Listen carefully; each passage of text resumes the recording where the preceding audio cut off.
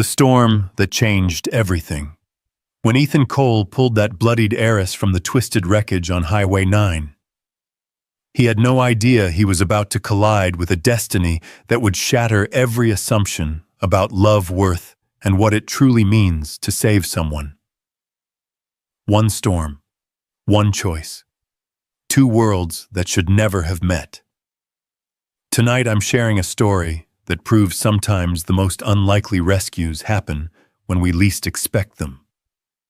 Stay with me until the end, and drop a comment with your city so I can see how far this tale of unexpected love has traveled across the world. The windshield wipers of Ethan Cole's battered Ford pickup fought a losing battle against the torrential rain hammering down on Highway 9. Each swipe revealed only more sheets of water cascading from the October sky, turning the asphalt into a treacherous mirror that reflected his headlights back at him in a dizzying dance of light and shadow.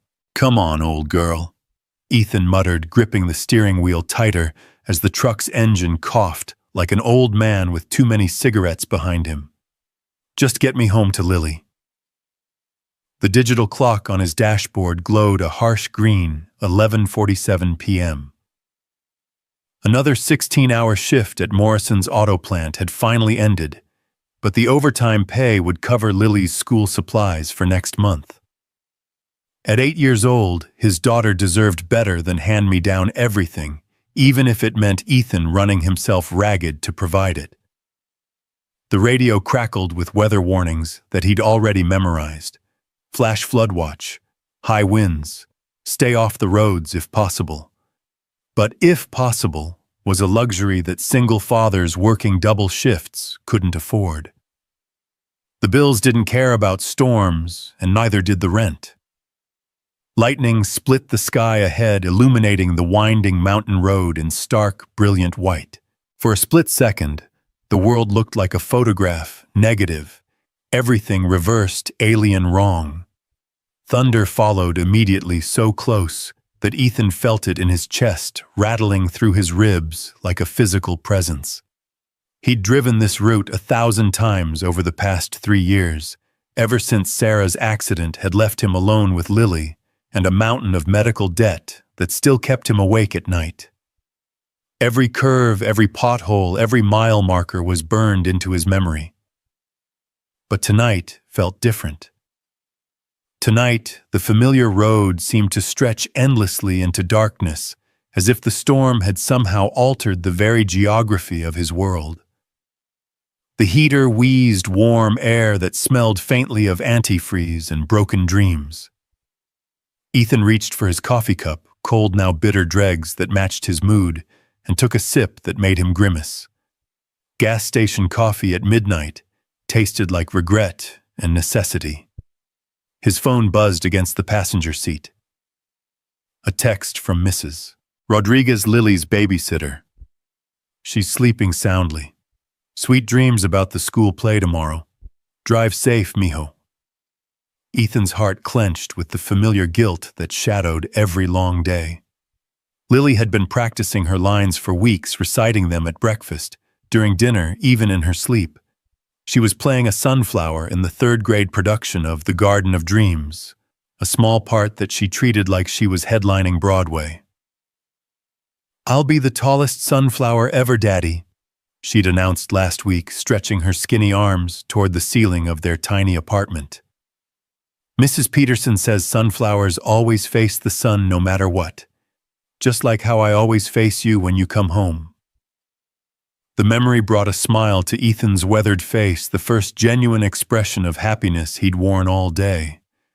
Lily had a way of finding magic in the mundane, hope in the hopeless. She was his sunflower, always turning toward whatever light she could find, even when their world felt perpetually overcast.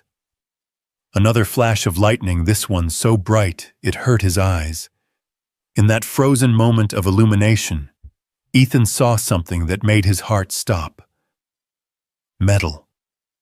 Twisted metal gleaming silver against the dark bulk of an oak tree. His foot hit the brake before his mind fully processed what he was seeing. The truck skidded on the wet asphalt, hydroplaning for terrifying seconds before the tires found purchase again. Ethan's hands fought the wheel as the vehicle fishtailed, coming to a stop sideways across both lanes. His hands shook as he reached for his cell phone, speed dialing 911, while his eyes strained through the rain-soaked windshield. The emergency line rang once, twice. "This is dispatch. What's your emergency?" "There's been an accident on Highway 9 about 15 miles north of Cedar Falls. A car hit a tree. I think someone might be hurt." "Sir, are you injured? Are you able to approach the vehicle safely?" Ethan was already opening his door, cold rain instantly soaking through his work shirt. "I'm fine. I'm going to check on them now." "Sir, I need you to stay on the line. Emergency vehicles are en route, but with this storm it may take some time. Can you see the occupants of the vehicle?" The wind nearly tore the phone from Ethan's hand as he stumbled across the slick road toward the wreckage. Up close, the scene was even worse than he'd imagined. What had once been a gleaming luxury sedan, he thought it might be a BMW, though it was hard to tell with the front end wrapped around the massive oak like a metallic embrace, was now a study in violent physics. Steam rose from the crumpled hood, mixing with the rain to create an eerie fog that seemed to swallow his flashlight beam. The driver's side door hung open at an impossible angle, and that's when he saw her. A young woman, maybe mid-20s, slumped unconscious against the deployed airbag. Blood matted her dark hair to her forehead, and her breathing was shallow, labored. She wore what looked like an expensive evening dress, black silk that was now torn and stained, and diamond earrings that caught his flashlight beam like captured stars. "I can see her," Ethan reported into the phone, his voice steadier than he felt. "Young woman, unconscious, head injury. She's breathing, but it doesn't look good.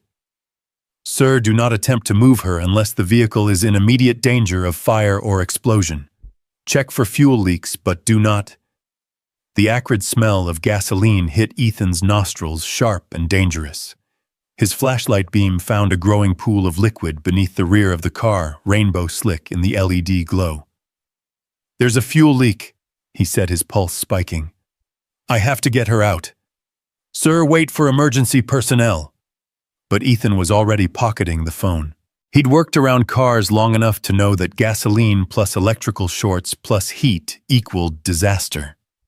The woman's breathing was getting shallower, and that pool of fuel was growing larger by the second. "Hey," he said softly, reaching through the mangled door frame to touch her shoulder. "Can you hear me? I'm going to help you, okay?" Her eyelids fluttered, but didn't open. Up close, he could see the full extent of her injuries. The gash on her forehead was deep, probably requiring stitches, and there was blood on her lips that suggested internal damage. But she was young, and her pulse when he checked her wrist was steady, if weak. Ethan had never moved an accident victim before, but 3 years of single parenthood had taught him that sometimes you had to act first and worry about the consequences later. Very carefully, he slipped one arm under her knees and another behind her shoulders, supporting her head and neck as much as possible. She was lighter than he'd expected, or maybe adrenaline was making everything seem easier. As he lifted her from the wreckage, she stirred slightly, a small sound escaping her lips that might have been a word or might have been just pain. The rain had turned his truck into a temporary ambulance.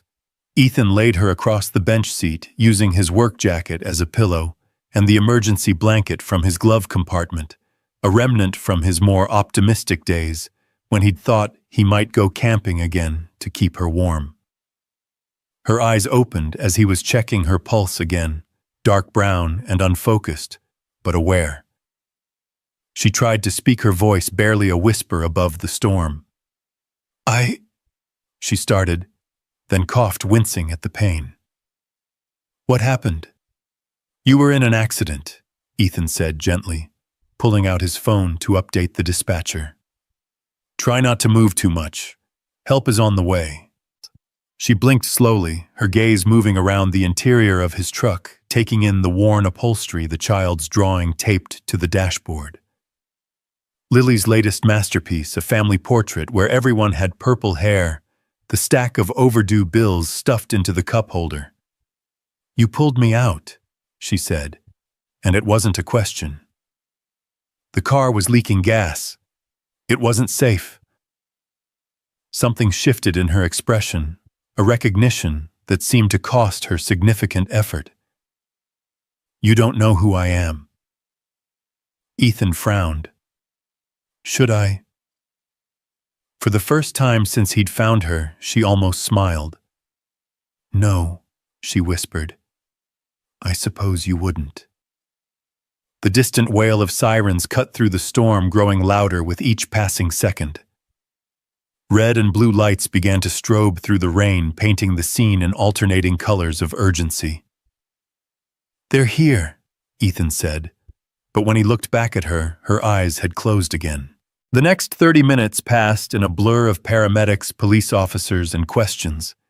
Ethan found himself repeating the same story over and over.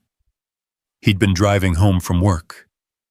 Saw the accident, called 911, pulled her from the car because of the fuel leak. Simple facts that somehow felt inadequate to describe the strange intensity of the experience.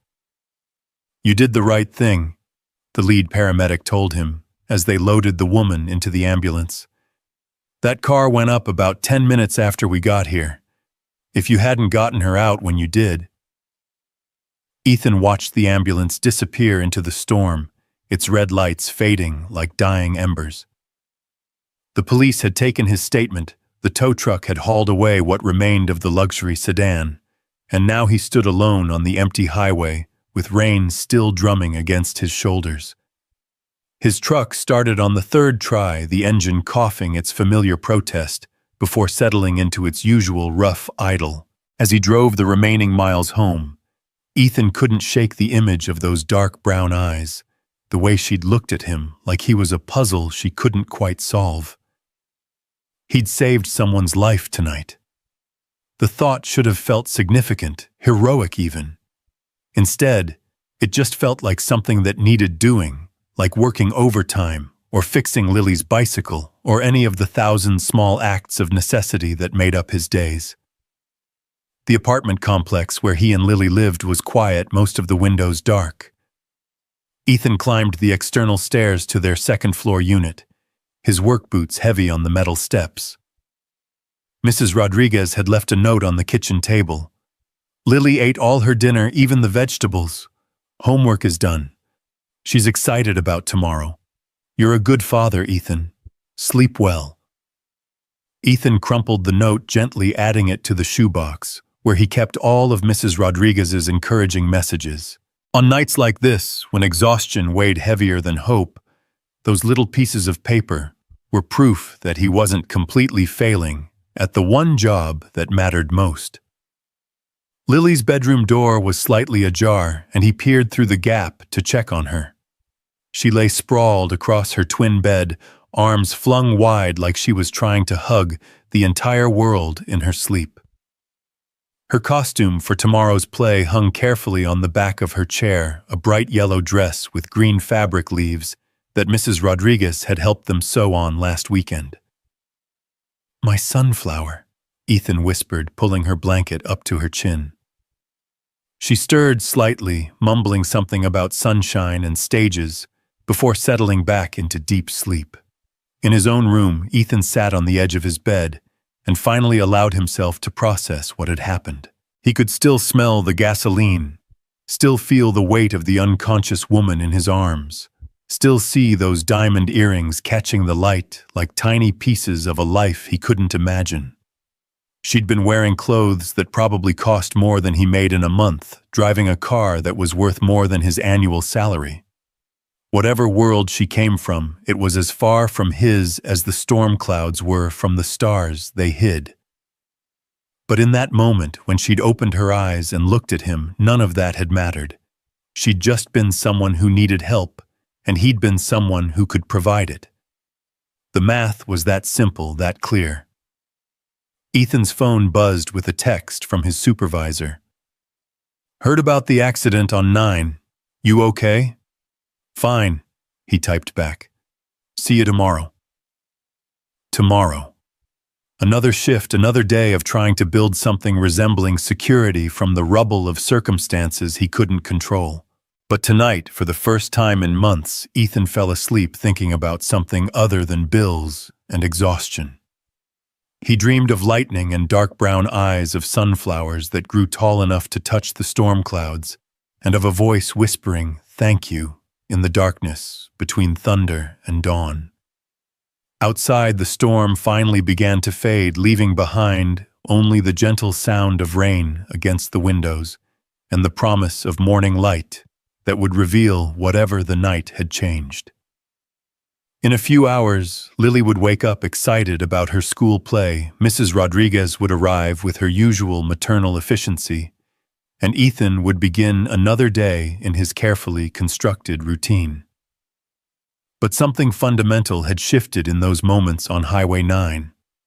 Like a stone thrown into still water, the ripples of that chance encounter would spread outward in ways that Ethan Cole, single father and overtime hero, could never have imagined. The woman with the diamond earrings and the expensive dress was somewhere in a hospital bed, probably receiving the kind of medical care that his insurance would never cover. Their worlds would return to their separate orbits, spinning through space at distances measured in dollars and social strata, and all the invisible barriers that kept people like him from people like her. Or so he thought. Because Ethan didn't know yet that some storms don't just change the weather, they change everything. He didn't know that gratitude could be a force more powerful than gravity, or that sometimes the most unlikely connections are forged in the space between lightning and thunder. He didn't know that Isabella Grant, heir to a fortune built on steel and ambition, was lying in a hospital bed thinking about purple-haired stick figures and work jackets that smelled like honest labor, and a man who'd risked his life for a stranger without asking for anything in return. He didn't know that tomorrow would bring more than just Lily's school play, that the phone call he'd receive would crack open his carefully ordered world like lightning splitting the sky. All Ethan knew as sleep finally claimed him was that he'd done what needed doing. He'd pulled someone from the wreckage and delivered them safely to help. In his world, that was enough. In his world, that was everything. But Isabella Grant's world operated by different rules entirely, and she was about to teach him that sometimes when lightning strikes, it illuminates more than just the darkness. Sometimes it reveals a completely different way to live. The morning sun streamed through the hospital room's Venetian blinds, casting geometric patterns across Isabella Grant's face as consciousness slowly returned. Her head throbbed with each heartbeat, a percussion section that seemed determined to remind her that she was very much alive despite the twisted metal and shattered glass that should have been her tomb. The private room at Cedar Falls Memorial was a stark contrast to the luxury she was accustomed to: generic beige walls, standard-issue furniture, the persistent smell of disinfectant that seemed to seep into everything. But for the first time in years, Isabella felt oddly at peace. No assistants hovering with schedules, no board members demanding her attention, no grandfather's portrait glowering down at her from gilded frames. "Miss Grant." A nurse appeared in the doorway, clipboard in hand, and an expression of professional concern. "How are you feeling this morning?" "Like I've been hit by a truck," Isabella replied, then winced as the movement aggravated her headache. Though I suppose it was actually a tree, and the nurse, her name tag read Patricia, smiled as she checked Isabella's vitals. "Your guardian angel is quite the hero. That man who pulled you from the car saved your life. The vehicle caught fire not 10 minutes after the ambulance arrived." Guardian angel. The phrase echoed in Isabella's mind as fragments of memory began to piece themselves together, strong arms lifting her from twisted metal, a voice speaking gently through the storm. Work clothes that smelled like honest labor and morning coffee. Dark eyes that had looked at her without recognition, without the calculating assessment she'd grown accustomed to seeing in everyone who knew her name. "The man who helped me," Isabella said carefully. "Is he still here?" "Oh no, dear. He left with the police after giving his statement. Blue-collar type, drove an old pickup truck. Probably had to get home to his family." Patricia adjusted Isabella's IV line with practiced efficiency. "Not everyone can afford to stick around hospitals, you know." The casual dismissal in the nurse's voice sparked something defensive in Isabella's chest, though she couldn't quite articulate why. She'd grown up in a world where people were categorized and cataloged based on their utility, their net worth, their connections. But last night, in the middle of a storm, none of that had mattered to the man who'd risked his life for a stranger. "I need to find him," Isabella said, surprising herself with the urgency in her voice. Patricia raised an eyebrow. "I'm sure your insurance company will handle any liability issues, dear. Try to rest. Dr. Morrison will want to run a few more tests before we can think about discharge." But Isabella was already reaching for her phone, grateful that the paramedics had thought to retrieve her purse from the wreckage. Her assistant Marcus answered on the first ring, his voice tight with barely controlled panic. "Isabella, thank God you're all right. I've been fielding calls all morning. Your grandfather is beside himself. The board is demanding a statement, and there are reporters camping outside your apartment building. We need to control this narrative before—" "Marcus," Isabella interrupted, her voice still hoarse but firm. "I need you to do something for me, and I need you to do it quietly." "Of course, anything. What do you need?" "Last night a man pulled me from the wreckage. I need to find him. His name is—" Isabella paused, realizing she didn't even know his name. "I don't know his name.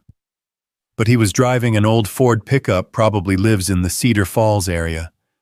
Blue-collar worker, probably has a family." The silence on the other end of the line stretched long enough that Isabella wondered if the call had dropped. "Marcus?" "I'm here. Isabella, I understand you're grateful, but perhaps a monetary reward channeled through the proper legal— No." The word came out sharper than she'd intended. "This isn't about liability or public relations. I need to thank him properly. Personal, not corporate." Marcus sighed, a sound she recognized as his preparing to argue tone. "Isabella, you've just been through a traumatic accident. Perhaps when you're feeling better we can arrange something appropriate through Marcus." Isabella's voice carried the steel that had built her family's empire. "Find him. Use whatever resources you need, but keep it discreet. I don't want media attention on this man or his family." "Of course. I'll have something for you by this afternoon." 3 hours later, Marcus called back with information that painted a picture Isabella found both heartbreaking and oddly inspiring. His name is Ethan Cole, 29 years old, single father to an 8-year-old daughter named Lily. He works at Morrison's auto plant, has for 3 years, ever since his wife died in a car accident. Good employment record, no criminal background. Lives in the Cedar Point.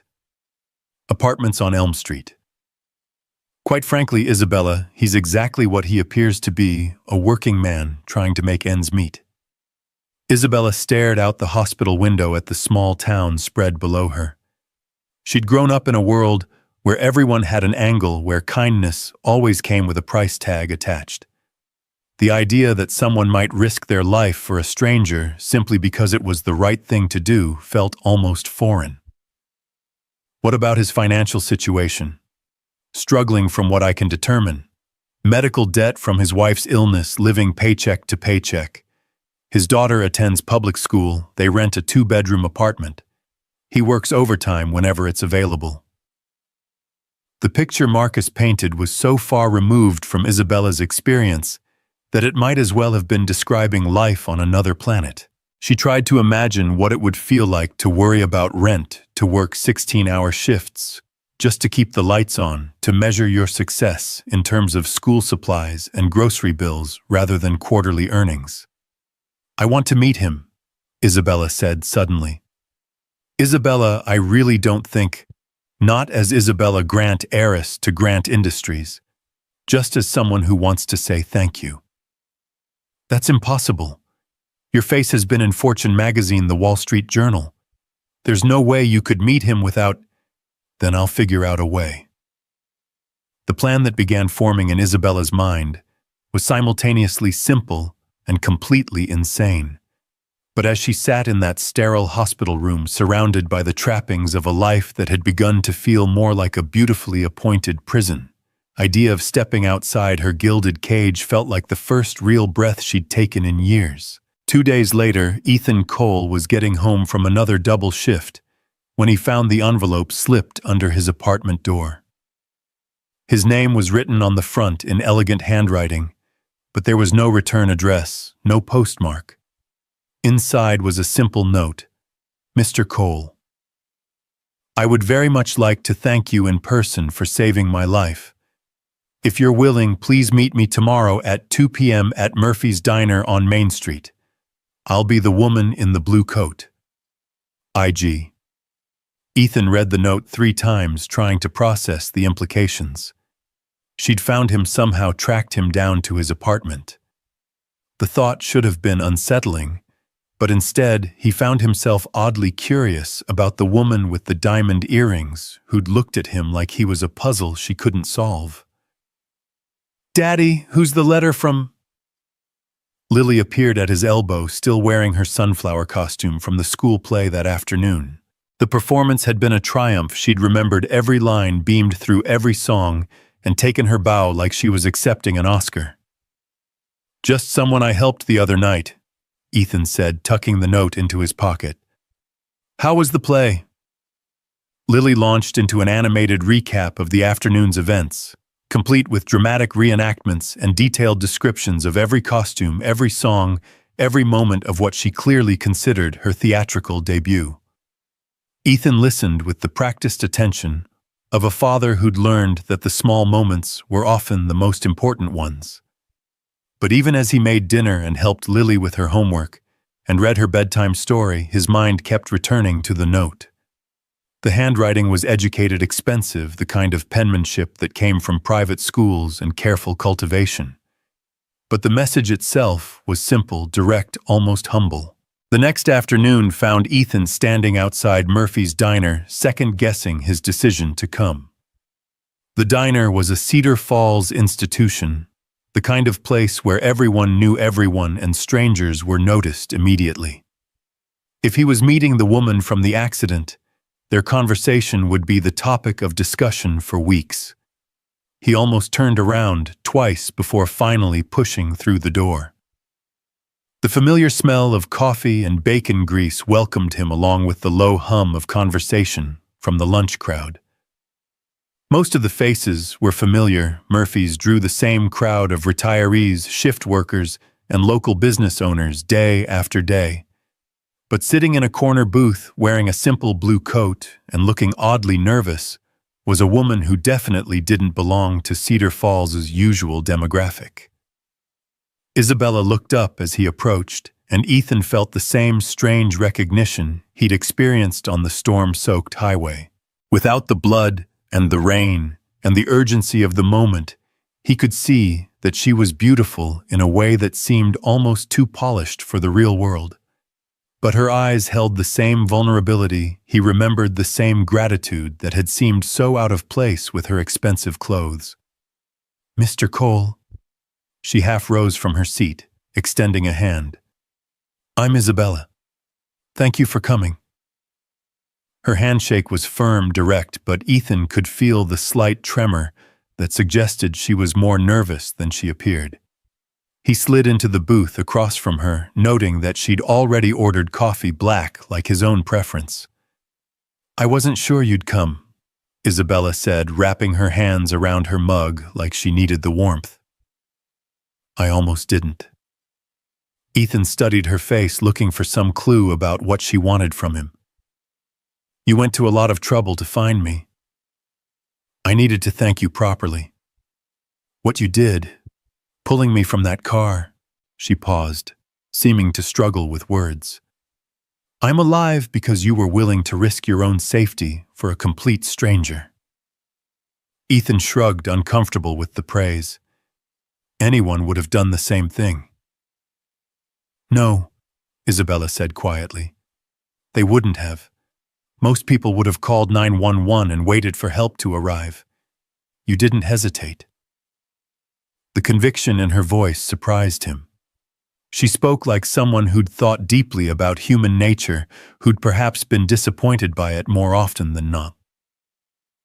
The car was leaking gas, Ethan said simply. There wasn't time to wait. Isabella smiled, and for the first time since she'd sat down, she looked genuinely relaxed. You make it sound so simple. It was simple. You needed help, I could provide it. End of story. Is it the end of the story? The question hung between them, loaded with implications that Ethan wasn't sure he understood. He found himself studying her more closely, noting details that the storm had hidden. She was younger than he'd initially thought, probably mid-20s, with intelligent eyes and an elegant way of holding herself that spoke of breeding and education. But there was something else, something that seemed almost lonely, despite her obvious advantages. I don't know what you're looking for, Ethan said finally. If it's about money or insurance or... It's not about money. Isabella's response was quick, almost defensive. I wanted to meet the man who saved my life, to understand what kind of person does what you did. I'm not complicated, Ethan said with a slight smile. I work at the auto plant, I raise my daughter, I pay my bills when I can. That's about it. Your daughter. Isabella leaned forward slightly. How old is she? 8, Lily. The name brought its usual warmth to Ethan's voice. She was in a school play yesterday, actually. Played a sunflower. Sunflower. Isabella's expression softened. That's lovely. Does she look like you?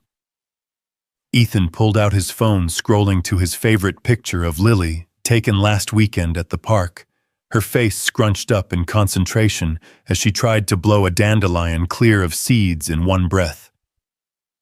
She's got her mother's eyes, he said, handing over the phone. But my stubborn streak, according to my neighbor. Isabella studied the picture with an intensity that surprised him. She's beautiful, she said softly. She looks happy. She is, most of the time. Ethan took the phone back, noting how Isabella's fingers lingered on the device for just a moment too long. Kids are resilient, more than adults sometimes. Her mother, you mentioned she passed away. The question was gentle, careful, but Ethan still felt the familiar tightness in his chest that always accompanied thoughts of Sarah. Car accident. 3 years ago, Lily was 5. I'm sorry. Isabella's voice carried a weight that suggested she understood loss more personally than her privileged appearance might suggest. That must have been hard, Ethan finished. But you do what you have to do. Lily needed me to figure it out, so I did. Isabella nodded slowly, as if she was processing more than just his words. You make it sound so straightforward. Choosing to be strong. There wasn't really a choice. When someone depends on you, you don't get the luxury of falling apart. Something shifted in Isabella's expression, a recognition that seemed to cost her effort. You're right, she said quietly. I suppose I've never thought about it that way.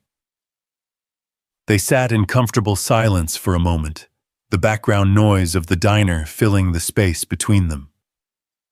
Ethan found himself oddly curious about this woman who'd sought him out, who asked questions like she was trying to solve a puzzle she'd never encountered before. "Can I ask you something?" he said finally. "Of course. That night when you were in the truck, you said I didn't know who you were, like I should have recognized you." Isabella's coffee mug stopped halfway to her lips. "Did I say that? You were pretty out of it, but yeah, made it sound like you were famous or something." "Not famous exactly." Isabella set down her mug carefully. "More like recognizable in certain circles." "What kind of circles?" For a moment, Ethan thought she wasn't going to answer. Isabella stared out the diner's window at the quiet street beyond her expression, cycling through emotions he couldn't read. "Business circles," she said finally. "My family. We own some companies. People in that world tend to know who I am."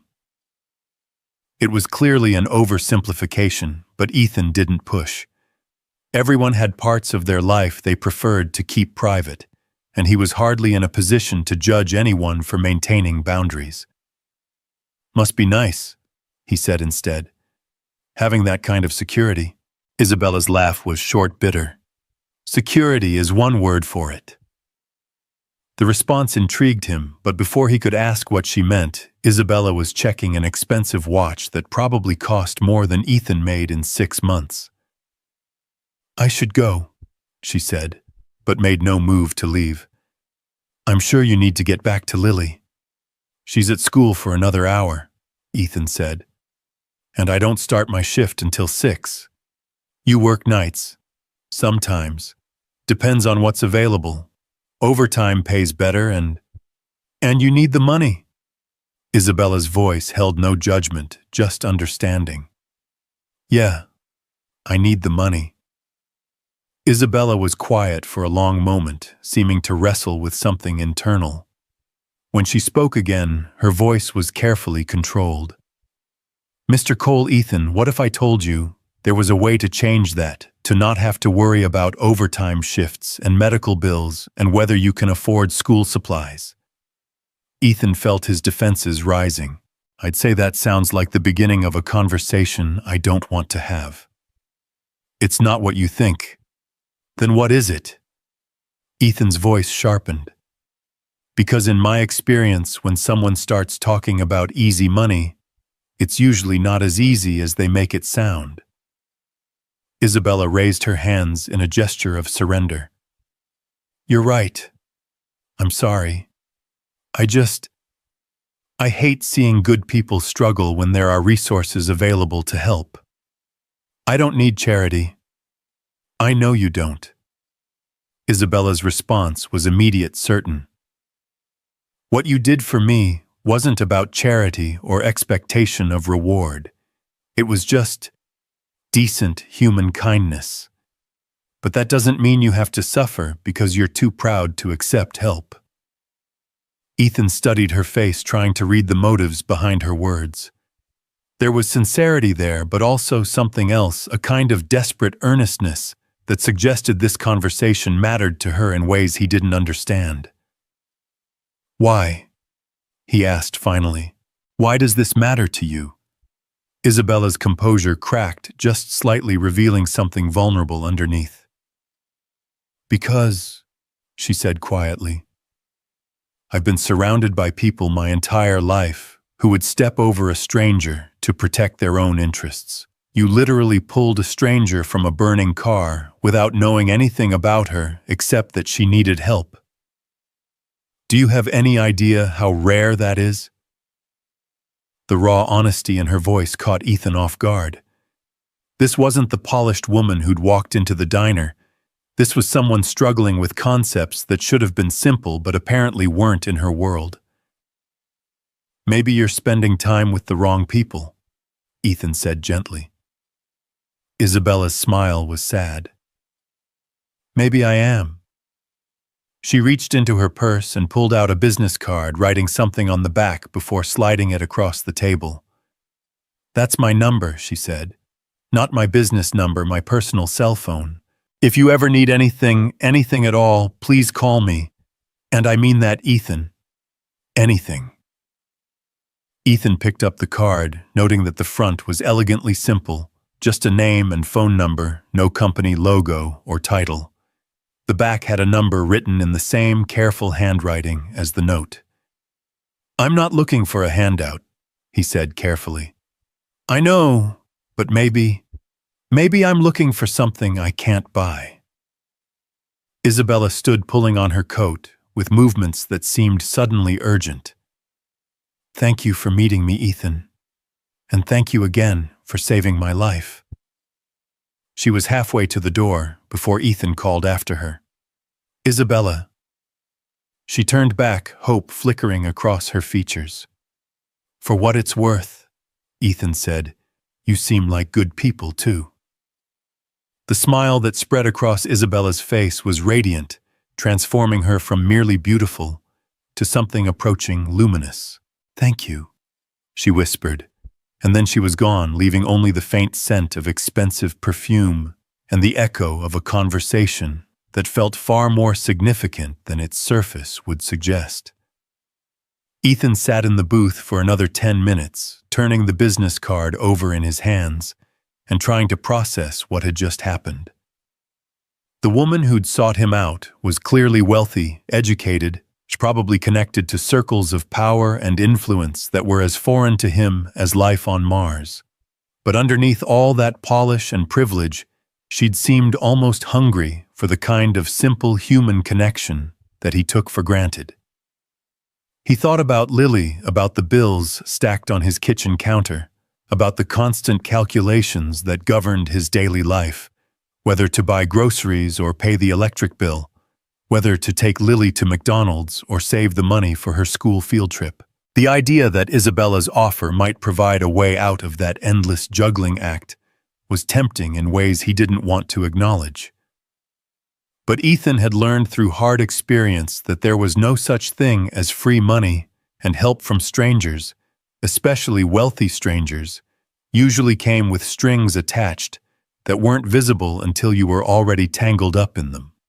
Still, as he walked home through the quiet streets of Cedar Falls, Ethan found himself thinking less about Isabella's money, and more about her eyes, the loneliness he'd glimpsed beneath her composed exterior, the way she'd looked at Lily's picture like she was seeing something she'd never encountered before.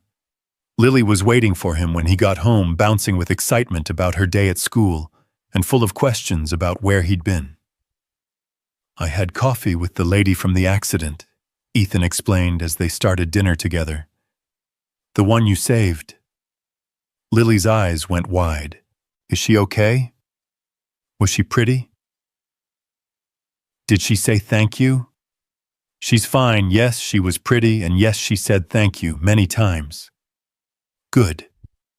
Lily nodded with the serious authority of an 8-year-old who'd given the matter significant thought. "Mrs. Rodriguez says when people help you, you should always say thank you. It's good manners." "Mrs. Rodriguez is right." "Daddy." Lily's voice carried the careful tone she used when she was building up to an important question. "Yeah, sweetheart. If the lady wanted to be friends with us, would that be okay?" The question caught Ethan off guard. "Why do you ask?" Lily shrugged, but her expression remained serious. "You don't have many friends, Daddy. Just work friends and Mrs. Rodriguez. And she's really more my friend than yours."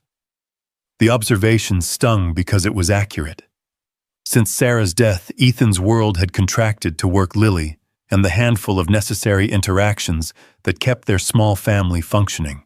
He'd told himself it was about priorities, about focusing on what mattered most. But Lily's innocent question forced him to acknowledge that maybe it was also about fear. Fear of letting people close enough to hurt him again, fear of opening their carefully balanced life to variables he couldn't control. "If she wanted to be friends," Ethan said carefully, "we could think about it." Lily's smile was brilliant. "Good. I think you should have more friends, Daddy. You get lonely sometimes, even when you think I don't notice. That evening, as Ethan tucked Lily into bed and listened to her prayers, which included specific requests for blessings on her daddy Mrs. Rodriguez, her goldfish Charlie, and the pretty lady who daddy helped, he found himself reconsidering Isabella's offer not from the perspective of pride or independence, but from the viewpoint of a man who was perhaps more isolated than he'd wanted to admit. The business card sat on his nightstand, the numbers catching the light from his bedside lamp. Whatever Isabella Grant was offering, it represented a door to a world he'd never imagined entering. But as Ethan turned off the light and settled into sleep, he realized that what intrigued him most wasn't the promise of financial security.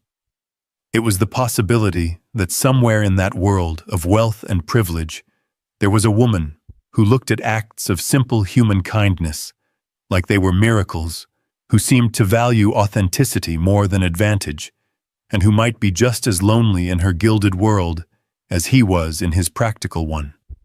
The rain that had brought them together was just the beginning of the storm that was about to reshape both their lives.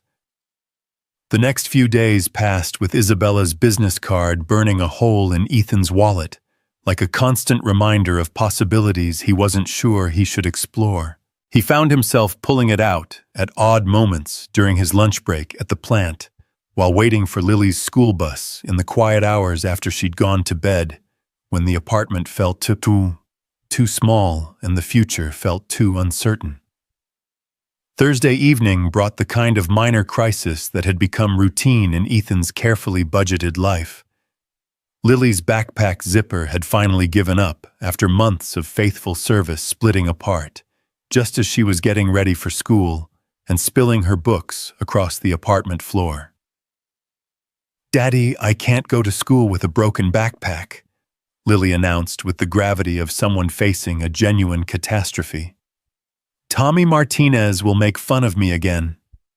Ethan knelt beside her, examining the damaged zipper with the practiced eye of someone who'd learned to fix everything that could be fixed and make do with everything that couldn't. This particular break was beyond his repair skills, and they both knew it. "We'll get you a new one this weekend," he said, though the promise felt hollow even as he spoke it. $25 for a decent backpack meant $25 not available for groceries or the electric bill. "Really?" Lily's face lit up with hope. "One of the good ones like Emma has with the sparkly unicorn?" Ethan's heart clenched at the innocent request. Emma Morrison was the daughter of the plant manager, and her sparkly unicorn backpack probably cost more than Ethan made in a day. But Lily didn't understand the mathematics of their life, the constant calculations that governed every purchase, every decision. "We'll see what we can find," Ethan said, which was his standard response when no felt too harsh, but yes was impossible. Lily's expression dimmed slightly, the way it always did when she recognized that particular tone. At 8 years old, she'd already learned to read the difference between promises her father could keep and hopes he couldn't afford. "It's okay, Daddy," she said, with the kind of mature acceptance that broke Ethan's heart. "Mrs. Rodriguez has some big rubber bands. Maybe we can make it work." That night, after Lily had gone to bed, clutching her broken backpack like a wounded pet, Ethan sat at his kitchen table surrounded by bills and calculations that never seemed to add up the way he needed them to. The numbers stared back at him with mathematical indifference: rent due in 6 days, electricity past due, grocery money that would have to stretch another week. He could pick up extra shifts, but that meant less time with Lily, and he'd already missed her school play practice because of overtime. He could ask for an advance on his paycheck, but that would put him further behind next month. Every solution created new problems, every choice carried costs he couldn't afford. Isabella's business card lay on the table beside the bills, her handwritten phone number. A potential answer to problems that felt increasingly impossible to solve on his own. But accepting help from someone he barely knew felt like crossing a line he wasn't sure he should cross, opening a door he might not be able to close again. The decision made itself Friday afternoon when Lily came home from school, with tears streaming down her face and her broken backpack held together with duct tape and determination. "What happened, sweetheart?" Ethan knelt beside her, pulling her into his arms as she sobbed against his work shirt. "Tommy Martinez said my backpack looked like trash," Lily hiccuped. "He said poor people always have broken things, and that's how you know they don't matter." The words hit Ethan like a physical blow, rage and helplessness warring in his chest. He wanted to march to the school and explain to 8-year-old Tommy Martinez exactly what he thought of children who'd learned cruelty from adults who should have known better. But he also knew that Tommy was just repeating words he'd heard elsewhere, reflecting attitudes that Ethan's pride couldn't change and his poverty couldn't escape. "You matter," Ethan said fiercely, holding Lily tighter. "You matter more than anything in this world, and don't you ever let anyone tell you otherwise."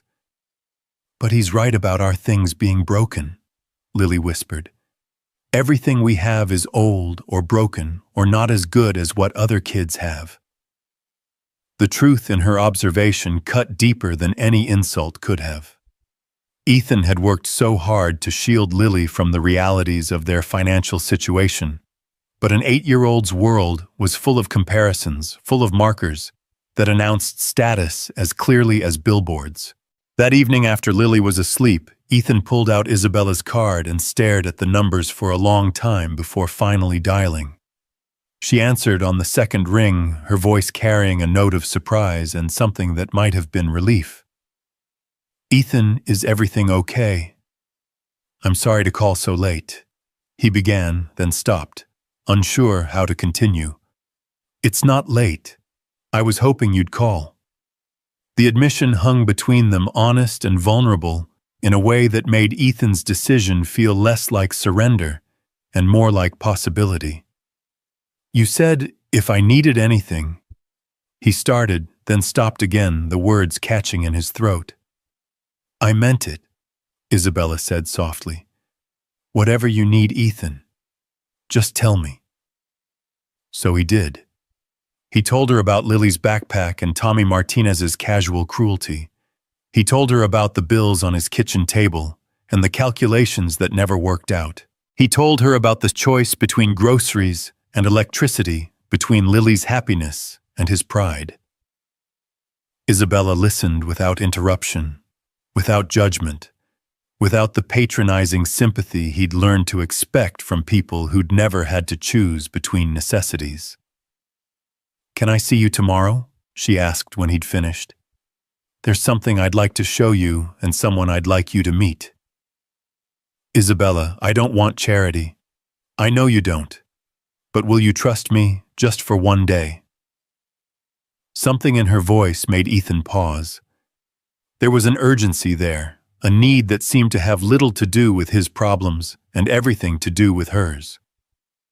"Okay," he said finally. "Where? I'll pick you up at 10. And Ethan, bring Lily."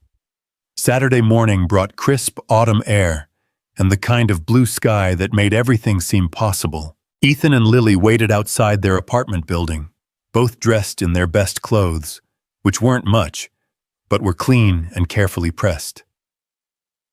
"Is that her?" Lily whispered, as a sleek black sedan pulled up to the curb. The car was understated, but obviously expensive, the kind of vehicle that whispered, rather than shouted, about its owner's wealth.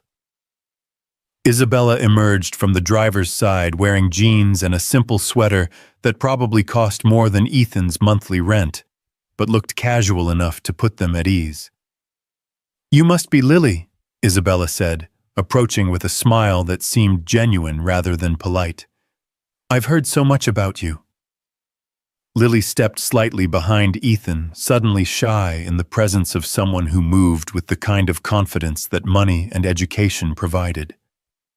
"It's okay," Ethan murmured, his hand gentle on his daughter's shoulder. Isabella is the lady I helped the other night. The one from the accident. Lily's eyes widened. You're really pretty. Daddy said you were pretty, but I thought maybe he was just being nice. Isabella laughed, a sound of pure delight. Thank you. And you're every bit as beautiful as your picture suggested. Daddy showed you my picture. Lily emerged from behind Ethan, curiosity overcoming shyness. He did. And he told me you were in a school play. A sunflower, right? Lily's face lit up. I knew all my lines and everything Mrs. Peterson said. I was the best sunflower she'd ever seen.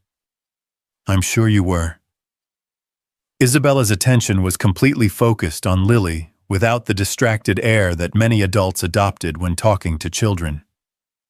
Maybe you can tell me all about it while we drive.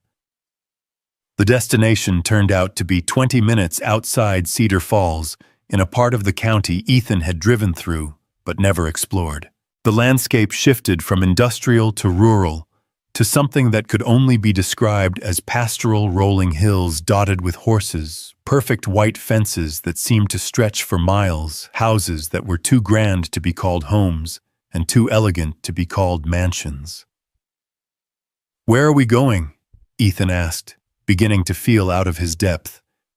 To meet someone special, Isabella replied, turning onto a tree-lined drive that led to a property that looked like something from a magazine. The house that emerged from the autumn maples was stunning in its understated elegance, 3 stories of weathered brick and climbing ivy with tall windows that caught the morning light and a wraparound porch that invited long conversations over sweet tea. Gardens surrounded the structure like a living frame, perfectly maintained, but natural enough to seem effortless. This is where you live, Lily breathed, her nose pressed against the window. This is where I grew up, Isabella said, and something in her voice suggested the distinction was important. An older woman emerged from the house as they pulled up the circular drive, her silver hair perfectly styled, and her clothes expensive but practical. She moved with the kind of graceful authority that suggested she was accustomed to being in charge, but her face lit up with genuine warmth when she saw Isabella. Bella, darling, the woman called, embracing Isabella with obvious affection. You look tired. Are you eating enough? I'm fine, grandmother. Isabella's voice carried the patient exasperation of someone who'd had this conversation many times. I want you to meet some friends of mine. Ethan felt suddenly self-conscious, as Isabella's grandmother is clearly the kind of woman who'd been born to wealth and raised to wielding it responsibly, turned her attention to him and Lily. This is Ethan Cole and his daughter Lily, Isabella said. Ethan is the man who saved my life. The older woman's expression shifted immediately, warmth replacing polite curiosity. Mr. Cole, she said, extending her hand with dignified grace. I'm Margaret Grant. I cannot begin to express my gratitude for what you did for my granddaughter. Ma'am, Ethan replied, accepting her handshake and noting that her grip was firm and her eyes were sharp with intelligence. And this lovely young lady must be Lily. Margaret knelt to bring herself to Lily's eye level, a gesture that spoke of experience with children and genuine interest in their thoughts. Isabella tells me you're quite the actress. Lily nodded solemnly. I was a sunflower. Sunflowers always face the sun no matter what. How wise, Margaret said seriously. I think sunflowers might be the smartest flowers in the garden. As they walked toward the house, Ethan found himself processing details that painted a picture of wealth beyond anything he'd imagined. The gardens alone probably employed a team of professionals. The cars in the circular drive represented more money than he'd see in a lifetime. This wasn't just comfortable living, this was generational wealth, the kind of money that shaped legislation and influenced markets. Isabella, he said quietly, falling into step beside her, while Margaret and Lily engaged in animated conversation about flowers and gardens ahead of them. What aren't you telling me? Isabella's expression tightened slightly. What do you mean, Xiaozu? This place, your grandmother, that business card, with no company name, you're not just successful, are you? You're seriously wealthy. Does that change anything? The question was loaded with more weight than it should have carried, as if his answer mattered in ways that went beyond politeness or social climbing. I don't know, Ethan said honestly. Maybe. Probably. Isabella stopped walking, turning to face him with an expression of barely controlled desperation. What if I told you it doesn't matter? What if I told you that money complicates everything it touches, and for the first time in my life, I've met someone who doesn't see dollar signs when they look at me? Then I'd say you might be giving me too much credit. Or you might be selling yourself short. They'd reached the house where Margaret was showing Lily a garden filled with the kind of roses that appeared in coffee table books about English estates. But Ethan's attention was focused entirely on Isabella, on the vulnerability he glimpsed beneath her composed exterior. Why are we here, Isabella, really? Because, she said quietly, I want you to understand who I am before I tell you what I'm hoping for. The interior of the house was exactly what Ethan had expected, beautiful, expensive, and meticulously maintained. But it was also comfortable in a way that spoke of generations of family life, of children playing in these rooms, and adults gathering for holidays and celebrations. This wasn't a museum of wealth. It was a home where money had been used to create rather than to impress. Margaret led them to a sunroom filled with plants and comfortable furniture, the kind of space where important conversations happened over good coffee and homemade cookies. She disappeared briefly and returned with refreshments that included chocolate chip cookies that made Lily's eyes widen with delight. Mr. Cole, Margaret said, settling into her chair with the grace of someone accustomed to being the center of attention. Isabella has told me something of your story. I understand you're a single father working in manufacturing. Yes, ma'am. Morrison's auto plant. And your daughter is 8. Yes, ma'am. Margaret nodded thoughtfully.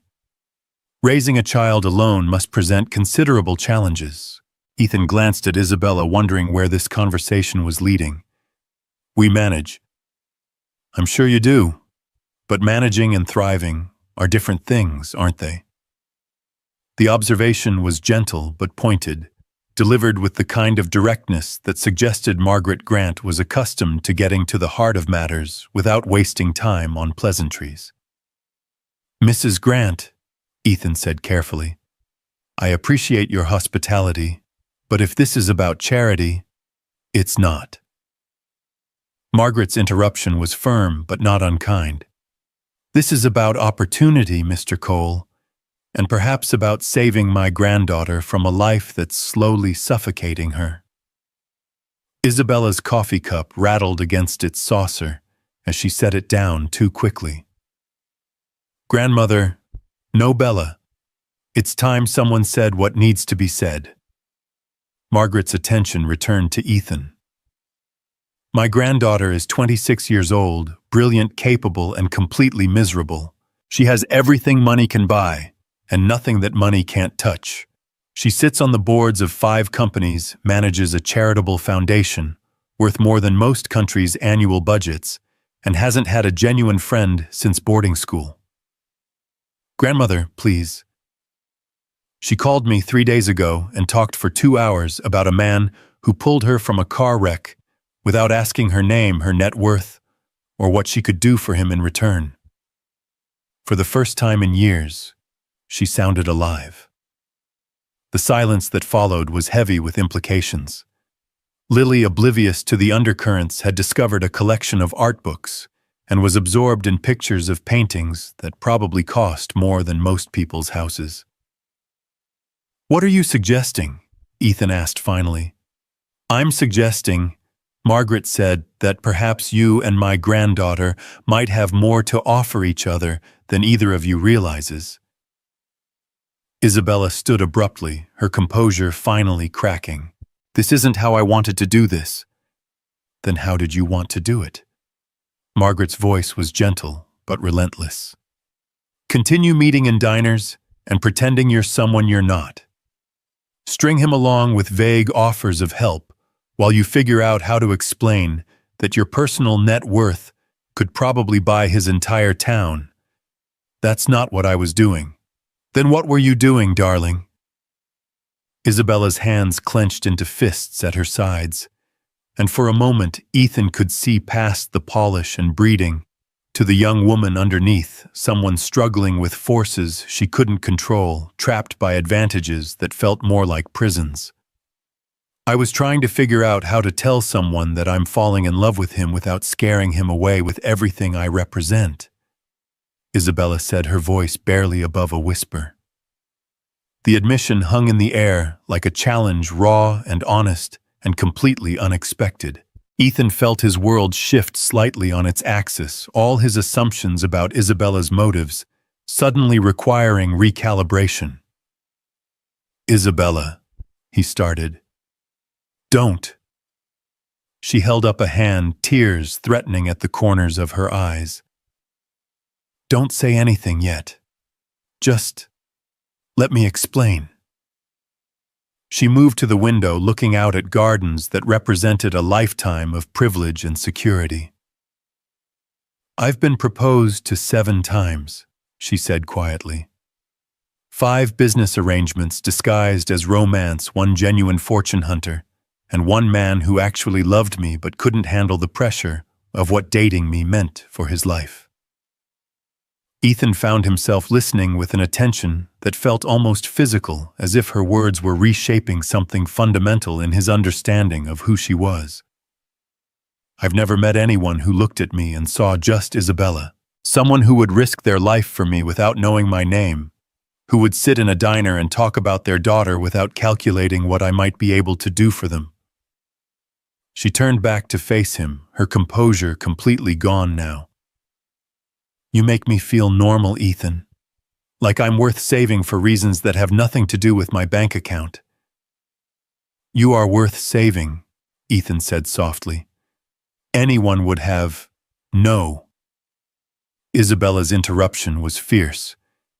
Anyone wouldn't have. I've tested that theory more times than I care to admit, and most people see a price tag before they see a person. Margaret had been watching this exchange with the careful attention of someone who understood the stakes involved. Now she spoke into the charged silence with the authority of someone accustomed to facilitating difficult conversations. Mr. Cole, may I ask what you're thinking? Ethan looked around the room at the obvious wealth, at Isabella's tear-bright eyes, at Lily absorbed in art books that cost more than his monthly salary, at Margaret, waiting for his response with the patience of someone who'd spent a lifetime navigating complicated human emotions. I'm thinking, he said slowly, that this is more complicated than I know how to handle. Most worthwhile things are, Margaret observed. I'm thinking that Isabella is beautiful and intelligent and could have anyone she wants, and I'm a single father who works in a factory and drives a truck that's older than some high school students. Those are facts, Isabella said quietly, not judgments. I'm thinking that Lily deserves better than to have her father involved with someone whose world is so different from ours that we'll never really fit. And what if Lily's father deserves someone who sees his worth regardless of his bank balance? Isabella countered. Isabella. What if the money doesn't matter? Margaret added gently. What if what matters is whether 2 people can make each other happy, whether they can build something together that's stronger than what they could build apart? Ethan looked at Lily, still absorbed in her art books, her broken backpack, forgotten on the floor beside her chair. He thought about the bills on his kitchen table, the constant calculations that governed their life, the way his daughter had learned to temper her hopes to match their reality. You're asking me to believe in fairy tales, he said finally. I'm asking you to believe in possibility, Isabella replied, I'm asking you to let me show you that money is just a tool and what matters is how you choose to use it. And what if I can't? What if I can't get past the difference between us? Isabella's smile was sad but understanding. Then we'll have tried, and I'll have had the experience of knowing someone who saw me as worth saving rather than worth owning. Margaret stood smoothing her skirts with practiced grace. Perhaps this is enough heavy conversation for one morning. Lily, darling, would you like to see the horses? Lily's head snapped up from her art book eyes wide with excitement. You have horses, 3 of them, and I think they'd very much like to meet a sunflower. As Margaret led Lily outside chattering excitedly about horses and riding and whether sunflowers knew how to pet animals, Isabella and Ethan found themselves alone in the sunroom with its expensive furniture and charged atmosphere. I'm scared, Ethan admitted quietly. Of me. Of what you represent. Of changing Lily's life in ways I can't predict or control. Of letting myself want something I might not be able to keep. Isabella moved closer, close enough that he could smell her perfume and see the flecks of gold in her brown eyes. What if I told you I'm scared too? Of what? Of wanting something real so badly that I'm willing to risk everything I've been taught matters. Of falling in love with a man who might decide I'm more trouble than I'm worth. Of having to choose between the life I was born to and the life I want to build. They stood facing each other in a room that represented generations of wealth and privilege, 2 people from completely different worlds, trying to figure out whether the distance between them could be bridged by something as simple and complicated as love. What happens now? Ethan asked. Isabella's smile was tentative but genuine. Now we figure it out together. One day at a time, one conversation at a time, one choice at a time. And Lily gets a new backpack, and maybe she gets to see what it looks like when her father finds someone who makes him happy. Through the window, they could see Margaret and Lily in the garden, the older woman pointing out different flowers, while Lily listened with rapt attention. It was a picture of the kind of life Ethan had never imagined for his daughter, surrounded by beauty and possibility, where dreams weren't limited by practical considerations. The backpack was never really about the backpack, was it? He said. No. It was about giving you a reason to call me. It was about opening a door to a conversation we both needed to have. And the money, the foundation, the companies, all of it. Isabella was quiet for a long moment, watching her grandmother and his daughter through the window. The money is real, and it's a responsibility I take seriously. But it's also been a wall between me and everyone I've ever tried to care about. You're the first person who's made me want to tear down that wall instead of hiding behind it. Ethan thought about the choice ahead of him, the safe, predictable life he'd built for himself and Lily versus the uncertainty and possibility that Isabella represented. It was a choice between maintaining control and embracing change, between protecting what he had and reaching for what he wanted. I can't promise this will work, he said finally. I can't either, but I can promise that I'll never lie to you about who I am or what I want. And what do you want? Isabella's answer was simple, direct, and completely devastating in its honesty. I want to fall asleep next to someone who chose me for reasons that have nothing to do with my net worth. I want to wake up in a world where money is just a tool for building the life we want together. I want Lily to know that she's loved not just by you, but by someone who sees her the way you do, as precious beyond any calculation of worth. The weight of her words settled between them like a promise and a challenge. Outside, Lily's laughter carried on the autumn air, as Margaret apparently told her something amusing about horses and their opinions of sunflowers. One day at a time, Ethan asked.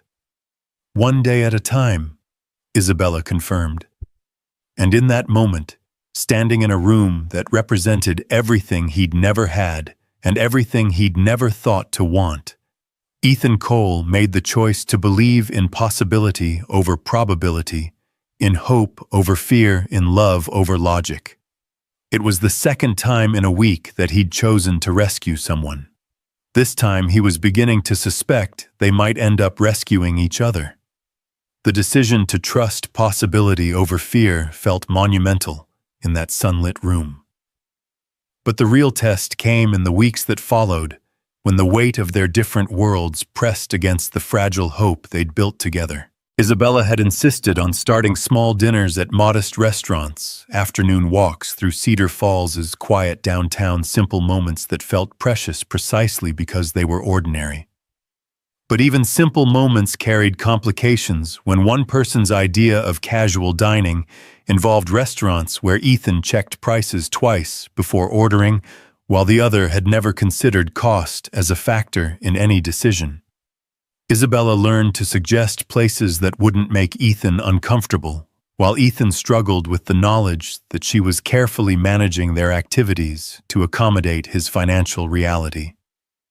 "This is harder than I thought it would be," Ethan admitted one evening as they walked through Riverside Park after dinner at Mario's, a family-owned Italian place where the pasta was excellent and the prices were reasonable. "The dating part or the money part?" Isabella asked, her hand warm in his as they strolled past the playground, where Lily was making friends with two other children, whose parents sat on nearby benches, occasionally glancing their way, with curious expressions. "Both. Neither. I don't know." Ethan stopped walking, turning to face her under the soft glow of a street lamp. "I keep waiting for you to realize this is too much work." Isabella's expression grew serious. "Too much work compared to what?" "Compared to men who see me as a business opportunity. Compared to relationships where every conversation is a negotiation and every gesture is calculated for advantage. Compared to someone who fits in your world." "What if I don't want to fit in my world?" Isabella's voice carried a frustration that had been building for weeks. "What if I want to build a new world, one where we don't have to choose between love and logic?" Their conversation was interrupted by Lily's delighted laughter as she conquered the monkey bars with the fierce determination she brought to everything she considered important. Watching his daughter play with children whose parents could afford the kind of clothes that never needed patching, Ethan felt the familiar weight of inadequacy that no amount of affection could completely dispel. "She deserves this," he said quietly, nodding toward Lily's happy face. "She deserves playmates who aren't worried about whether their shoes will last another month, birthday parties where the gifts aren't carefully budgeted weeks in advance. She deserves a father who's happy," Isabella countered. "She deserves to see what love looks like when it's not constrained by fear." That night, after tucking Lily into bed and listening to her excited recap of her playground adventures, Ethan found himself sitting at his kitchen table, staring at a stack of college brochures that Isabella had left behind. Not for him, though she'd mentioned several programs for working adults that offered evening classes, but for Lily. Schools with names like Hillcrest Academy and Riversea Preparatory, places where children learned languages and played instruments and never worried about whether their backpacks would hold together until Christmas. His phone buzzed with a text from Isabella. "Thank you for dinner. Thank you for letting me be part of your world. Thank you for wanting to be part of it." He typed back, then stared at the message for a long time before hitting send. The complexity of their situation crystallized the following weekend, when Isabella's business obligations collided with their carefully maintained bubble of normalcy. She'd been invited to a charity gala, the kind of event where tickets cost more than most people's monthly rent, and the guest list read like a Forbes magazine feature. "I have to go," Isabella explained over coffee at their usual table in Murphy's Diner, her voice carrying the resigned acceptance of someone bound by duties she couldn't escape. "It's the Children's Hospital Foundation annual fundraiser. I've been on their board for 3 years. "Then you should go," Ethan said, though something in his chest tightened at the thought of Isabella, in that world beautiful, sophisticated, surrounded by people who shared her background and her resources. "Come with me." The suggestion hung between them like a challenge neither was sure they wanted to accept. "Isabella, I know it's not your scene. I know it would be uncomfortable, but I can't keep living 2 separate lives, pretending you don't exist when I'm in that world, and pretending that world doesn't exist when I'm with you." Ethan thought about his single good suit purchased for Sarah's funeral and worn only twice since then. He thought about conversations with people whose casual references would be to places he'd never been, and experiences he couldn't imagine. He thought about Isabella on his arm, radiant in an environment where she belonged, while he counted the minutes until he could escape back to his familiar world of predictable struggles. "What if I embarrass you?" Isabella's expression shifted from hopeful to something approaching angry. "The only way you could embarrass me is if you believe that's possible. That's easy for you to say. You've never been the person who doesn't belong." "Haven't I?" Isabella's laugh was bitter. "Ethan, I've spent my entire adult life being exactly the person everyone expected me to be. I've smiled at men who saw me as an acquisition opportunity, made small talk with women who measured friendship in terms of social advancement, attended events where my value was calculated in terms of the donations I could generate." She leaned forward, her voice dropping to an intensity that made him forget they were sitting in a public place. "For the first time in my life, I want to show up somewhere as myself. Not as Margaret Grant's granddaughter or the Grant Industries heiress, but as Isabella, the woman who's falling in love with a man who pulled her from a car wreck because it was the right thing to do." The rawness in her voice convinced him in ways that logic couldn't. That Saturday evening found Ethan adjusting his tie for the 5th time, while Lily offered commentary and encouragement from her perch on his bed. "You look handsome, Daddy," she announced with the authority of someone whose opinion on such matters was final. "Isabella's going to think you're the most beautiful man at the party." "Handsome," Ethan corrected automatically. "Men are handsome, sweetheart." "No, beautiful," Lily insisted. "Mrs. Rodriguez says beautiful is about more than how someone looks. She says beautiful is about having a good heart and helping people." "You're beautiful, Daddy."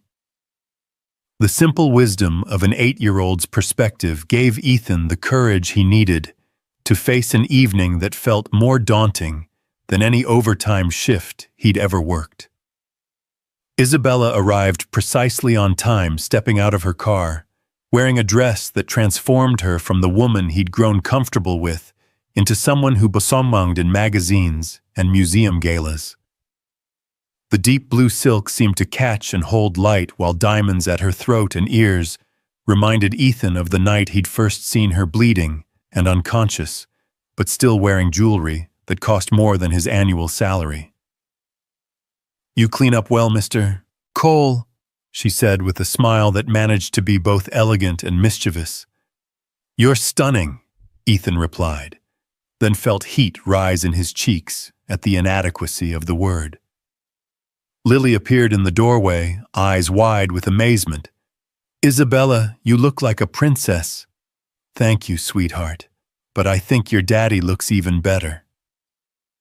The drive to the hotel where the gala was being held gave Ethan time to appreciate both Isabella's beauty and his own growing sense of being completely out of his element. The venue was downtown's most prestigious hotel, the kind of place where he'd driven past 1,000 times without ever imagining he'd walk through the front doors. Valet parking attendants in crisp uniforms took Isabella's keys with practiced efficiency while Ethan tried not to calculate how much those young men probably made in tips during a single evening like this. The lobby was all marble and crystal, filled with people who moved with the confident grace of those accustomed to luxury. "Second thoughts?" Isabella asked quietly, her hand warm on his arm. "Third and fourth thoughts," Ethan admitted. "Good. That means you're paying attention." The ballroom was a study in understated elegance, round tables draped in white linen centerpieces that probably cost more than Ethan's monthly rent, and a silent auction display featuring items that represented the kind of lifestyle he'd only seen in movies. Isabella guided him through the crowd with practiced ease, introducing him to people whose names he recognized from newspaper business sections, and whose casual conversations referenced charitable foundations and international travel. "Ethan works in manufacturing," Isabella would say, and something in her tone made it clear that this was a point of pride rather than explanation.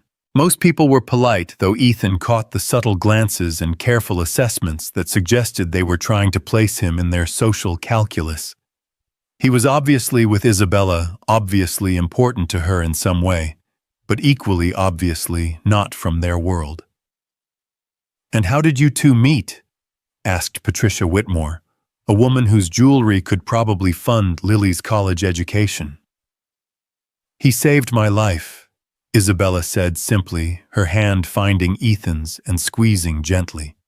The conversation shifted after that, as conversations do when someone introduces an element that doesn't fit the expected social script. But Ethan noticed something else. Isabella seemed different here, more guarded, more careful with her words and her expressions. This was the version of herself she'd mentioned, the one who'd been trained to be exactly what others expected. Dinner was an elaborate affair involving multiple courses and more utensils than Ethan was entirely sure how to navigate. He watched Isabella discreetly following her lead while trying to contribute meaningfully to conversations that ranged from market volatility to vacation homes in the Hamptons. "I understand you're a single father," said the man seated to Ethan's left, a silver-haired gentleman whose name Ethan had missed during introductions. "Yes, sir. My daughter Lily is 8. "That must be challenging, balancing work and parenting responsibilities." Something in the man's tone suggested this was more than polite conversation, though Ethan couldn't identify the undercurrent. "We manage," Ethan replied carefully. "I'm sure you do. Children need stability, consistency. It's important that their lives aren't disrupted by uncertainty." Isabella's wine glass clicked against her plate as she set it down with slightly more force than necessary. "Uncertainty is part of life, Harrison. Some of us just have more resources to cushion the impact."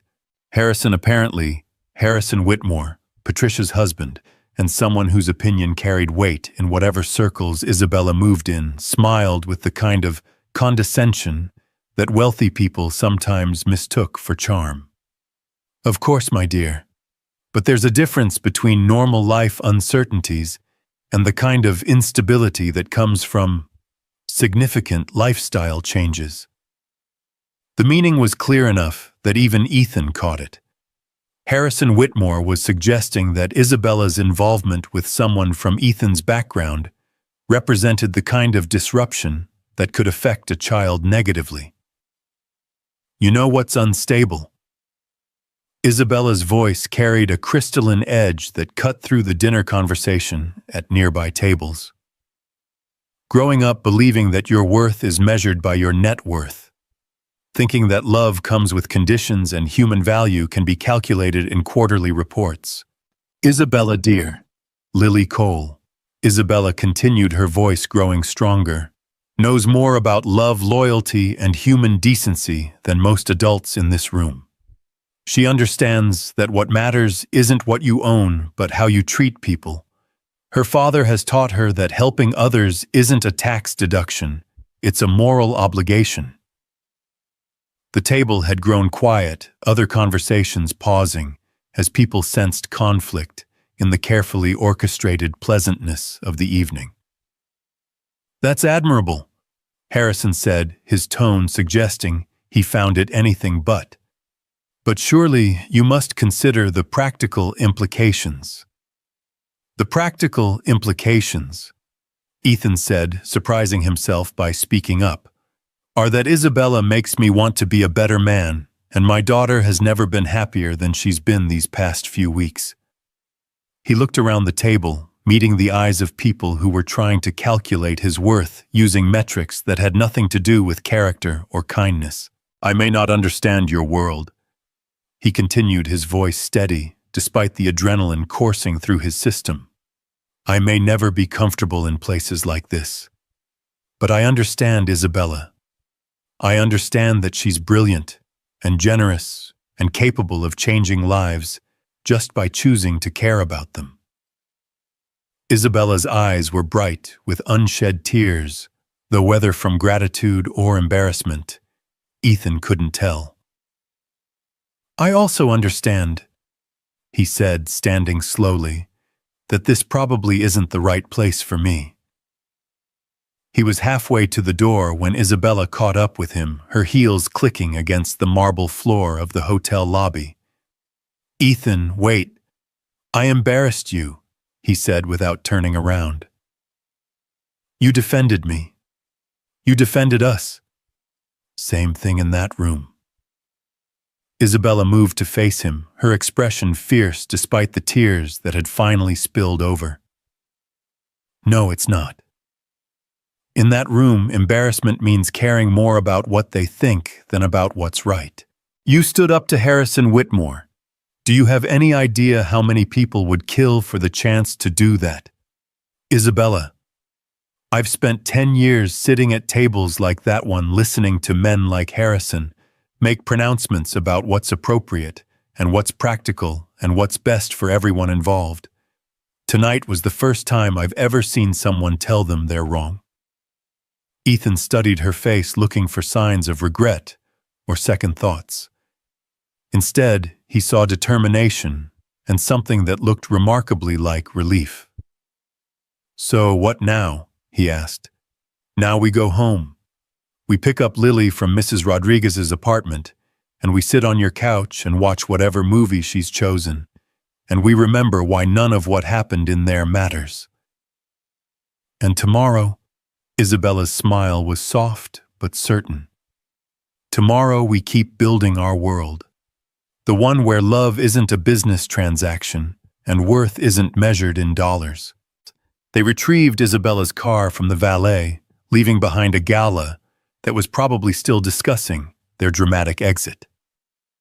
The drive back to Cedar Falls felt like a journey between universes, from the rarefied air of charitable galas to the comfortable reality of working-class neighborhoods and families making the most of what they had.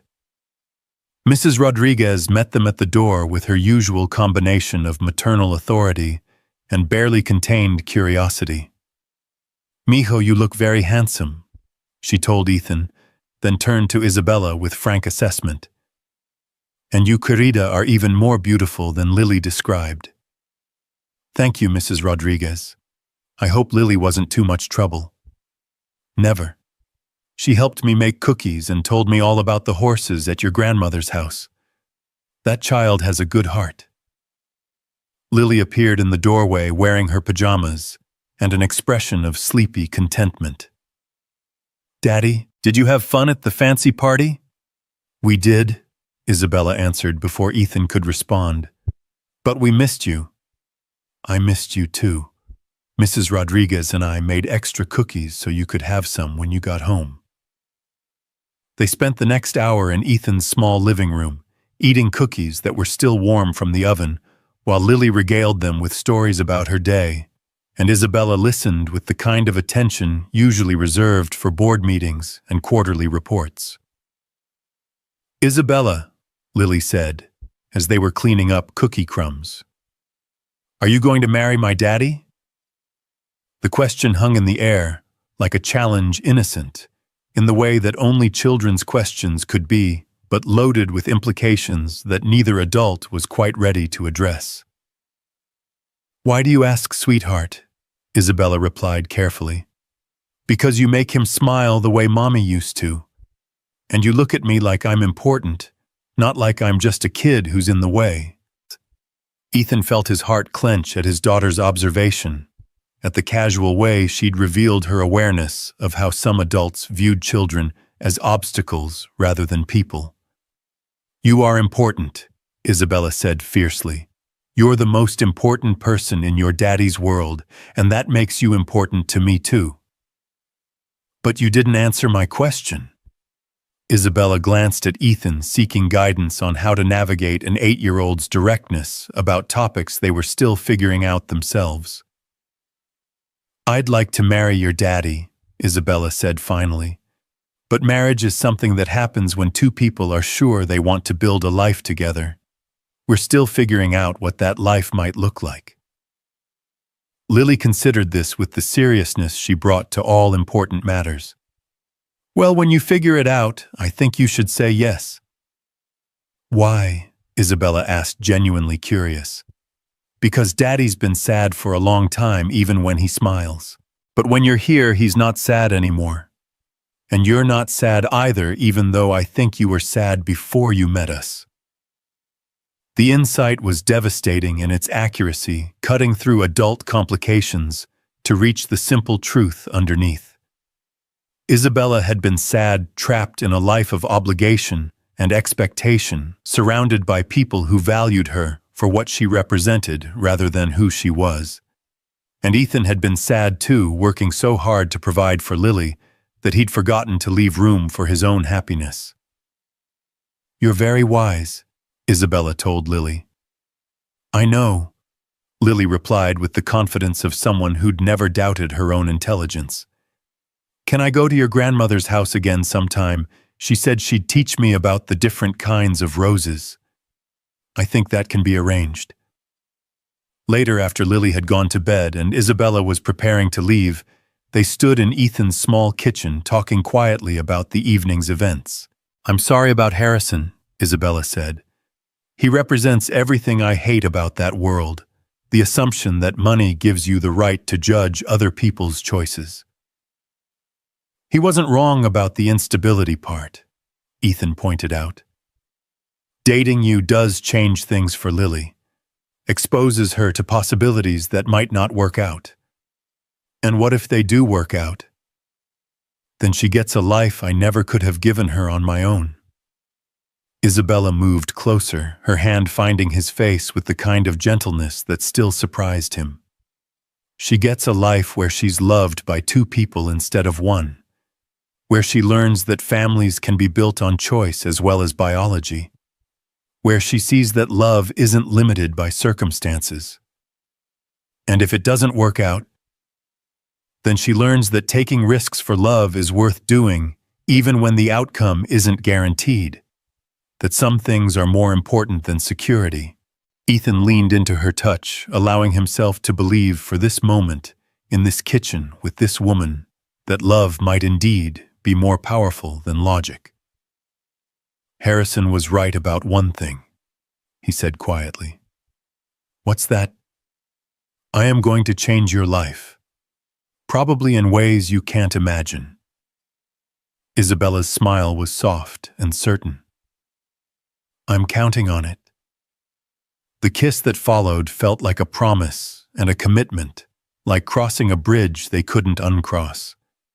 When they finally broke apart, Ethan realized that somewhere between the charity gala and the homemade cookies he'd stopped thinking about all the reasons their relationship couldn't work and started believing in all the reasons it could. Isabella, he said, as she gathered her coat and purse. Yes. Next time you have to go to one of those fancy events, maybe we skip the formal introduction and just meet for ice cream afterward. Her laughter was like music, bright and genuine, and completely free of the careful modulation she'd used at the gala. Deal, she said. But I reserve the right to occasionally drag you to places where you can see how the other half lives. As long as you remember that I prefer our half. Our half, Isabella repeated, testing the words, like they held special meaning. I like the sound of that. After she left, Ethan stood in his kitchen, surrounded by the evidence of an evening that had started in uncertainty and ended in something approaching hope. Cookie crumbs on the counter, wine glasses in the sink, the lingering scent of expensive perfume mixed with flour and vanilla. Tomorrow would bring new challenges, new complications to navigate as they continued building a relationship that existed in the spaces between their different worlds. There would be more Harrison Whitmores, more moments when the gap between their backgrounds felt impossible to bridge, more questions about whether love was really enough to overcome practical realities. But tonight, in the quiet of his small apartment, with Lily sleeping peacefully in the next room, Ethan allowed himself to believe that sometimes the most unlikely love stories were also the most necessary ones. That sometimes rescuing someone from a car wreck was just the beginning of saving each other in ways neither could have imagined. He thought about Isabella's words at the gala, the way she'd defended him and Lily with a fierceness that spoke of genuine love rather than temporary infatuation. He thought about Lily's simple wisdom, her ability to see past complications to the essential truth of what was happening between them. Most of all, he thought about the choice that lay ahead, the decision to trust in possibility over probability, to believe that love could indeed build bridges across any divide, to have faith that sometimes the best things in life came from the most unexpected places. The storm that had brought them together was just the beginning. The real weather they'd have to navigate was made of social expectations and financial realities of pride and fear, and all the ways that two people from different worlds could learn to create a new world together. But as Ethan turned off the lights and headed toward his bedroom, he found himself looking forward to that challenge rather than dreading it. For the first time since Sarah's death, he was thinking about a future that included just survival. He was thinking about building something beautiful. The weeks following the charity gala brought a different kind of storm to their lives, not the dramatic crash of lightning and thunder that had first brought them together, but the steady, transformative pressure of two worlds slowly merging into something entirely new. Isabella began spending more time in Cedar Falls, trading her downtown penthouse for evenings in Ethan's modest apartment, learning to navigate the careful choreography of a life lived on a budget, while Ethan gradually accepted that love sometimes meant allowing someone to share burdens he'd carried alone for too long. The first real test came on a Tuesday evening in November, when Lily developed a fever that spiked to 103 degrees. Ethan's immediate instinct was to take her to the emergency room, but the math was brutal. Even with his insurance, an ER visit would cost more than he had in his checking account, and missing work the next day would compound the financial strain. Isabella found him in the kitchen at 11 p.m., staring at bills spread across the table while Lily slept fitfully in the next room, her fever finally broken thanks to children's Tylenol and cool washcloths. "Why didn't you call me?" Isabella asked, her voice tight, with something between hurt and frustration.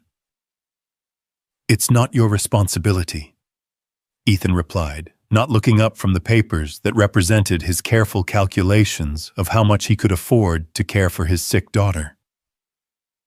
"Isn't it? When someone you love is suffering, when someone you care about is choosing between their child's health and their financial survival, isn't that exactly when you're supposed to call?" The word love hung between them, acknowledged but not yet formally declared, carrying weight that neither was quite ready to examine too closely. "Isabella, I can't." "You can't what except help? Allow someone to care about you and Lily without it being a transaction or an obligation." Ethan finally looked up at her, overseeing the tears of frustration in her eyes, the way her expensive clothes looked incongruous in his kitchen with its second-hand furniture and carefully managed poverty. "I can't let myself get used to this." he said quietly. I can't let Lily get used to having problems solved with money she doesn't have. What happens when you realize this is too hard, too complicated, too much work? What happens when you go back to your world and we're left here except now we know what we're missing? Isabella sat down across from him, her hands folding over his, with the kind of deliberate gentleness that had become familiar over the past month. What if I don't go back? What if this is my world now? You can't mean that. Can't I? Isabella's voice carried a certainty that surprised them both. Ethan, 3 months ago, I was going through the motions of a life that felt like an elaborate performance. Board meetings where I said what was expected, charity events, where I smiled at people who saw me as a checkbook, with legs, dinners where every conversation was a chess match of social positioning. She gestured around his small kitchen, taking in the refrigerator covered with Lily's artwork, the second-hand table where they'd shared more honest conversations than she'd had in years of formal dining. This is the first place I've ever felt like myself. You and Lily are the first people who've ever made me feel like Isabella matters more than what Isabella represents. But your responsibilities, your family's business, will survive without me micromanaging every decision. My grandmother has been not so subtly suggesting that I need to find something that makes me happy rather than just something that meets expectations. Ethan studied her face, looking for signs of the impulsive romanticism that wealthy people sometimes mistook for genuine emotion. Instead, he saw the same determined certainty that had driven her to track him down after the accident, the same fierce loyalty she'd shown when defending him at the gala. What are you saying, exactly? Isabella was quiet for a long moment, and when she spoke, her words carried the weight of a decision that had been building for weeks. I'm saying that Grant Industries has excellent management in place and doesn't need an heiress who'd rather be reading bedtime stories than reviewing quarterly reports. I'm saying that my trust fund is more than adequate to support whatever life we want to build together. I'm saying that I'd rather worry about Lily's fevers and your overtime shifts than spend another day pretending to care about stock options and market projections. You can't just walk away from your entire life. I'm not walking away from my life. I'm walking toward it. The conversation was interrupted by Lily's voice calling from her bedroom, weak but alert. They both went to her, finding her sitting up in bed with tangled hair and sleepy eyes, but no sign of the fever that had terrified Ethan hours earlier. Daddy, Isabella, I had a bad dream. Ethan sat on the edge of her bed while Isabella moved to the chair where she'd been reading when Lily first fell asleep. What kind of dream, sweetheart? I dreamed that you and Isabella had a big fight, and she went away and didn't come back. Ethan felt his heart clench at his daughter's unconscious articulation of his own deepest fear. Isabella's not going anywhere, Lily. Promise? Lily's attention was fixed on Isabella, waiting for an answer with the kind of serious expectation that 8-year-olds brought to matters of supreme importance. I promise, Isabella said, her voice steady and certain. I'm not going anywhere unless you and your daddy want me to go. We don't want you to go, Lily said immediately. Right, Daddy? Ethan looked at his daughter's earnest face, then at Isabella sitting in the second-hand chair, beside Lily's bed, her expensive dress wrinkled from a night of caring for a sick child, her makeup worn off, and her hair escaping its careful styling. She looked more beautiful than he'd ever seen her, and more real than she'd ever looked in her perfect, polished world. No, he said quietly. We don't want you to go. Lily's smile was radiant. Good. Now will you both stay until I fall asleep? Sometimes when I'm sick, I get scared of being alone. They stayed, taking turns reading from a collection of fairy tales that Lily had memorized, but still insisted on hearing. Isabella's voice was soft as she read about princesses who chose love over duty, about ordinary people who became extraordinary through acts of kindness, about happy endings that seemed impossible until they weren't.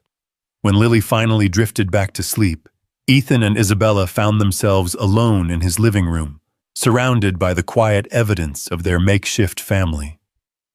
Lily's homework on the coffee table, Isabella's shoes kicked off by the front door, the comfortable disorder of people who'd stopped performing for each other. "I meant what I said," Isabella said quietly, "about not going anywhere. Even if it means giving up everything you've worked for." Isabella's laugh was soft but certain. "Ethan, what have I worked for? A corner office in a building my great-grandfather built, a seat on boards where my opinion matters only because of my last name, a social calendar filled with events where my value is measured in donation dollars." She moved closer to him on the couch, her hand finding his, with the naturalness that had developed between them. "I've spent my entire adult life managing wealth I didn't earn for purposes I don't always believe in. The only thing I've ever chosen, the only thing that's ever felt real is this: you and Lily and the life we could build together. It won't be easy. There will be people who think you're crazy for giving up your advantages. Let them think what they want. I'd rather be crazy and happy than sensible and empty." That conversation became the foundation for everything that followed. Within a month, Isabella had restructured her business interests, maintaining enough involvement to honor her family's legacy while freeing herself to focus on what she called investments in happiness rather than portfolio growth. The changes came gradually, organically, like seasons shifting from one to the next. Isabella found an apartment in Cedar Falls, modest by her previous standards, but luxurious by Ethan's, close enough to his building that Lily could walk between them, but separate enough to allow their relationship to develop at its own pace. She began volunteering at Lily's school, discovering that her business experience translated surprisingly well to organizing fundraisers and managing educational programs. The other parents, initially wary of someone whose car cost more than their annual salaries, gradually warmed to her genuine interest in their children's welfare and her obvious adoration of Lily. "She's good for you, Mrs. Rodriguez observed one evening as she watched Isabella help Lily with a math assignment that had reduced both father and daughter to frustrated tears. "She makes you remember that you deserve to be happy." Ethan couldn't argue with the assessment. Isabella's presence in their lives had created space for joy he hadn't realized he'd been missing. Lily bloomed under the attention of someone who treated her thoughts and dreams as important, while Ethan found himself looking forward to the future in ways he hadn't since Sarah's death.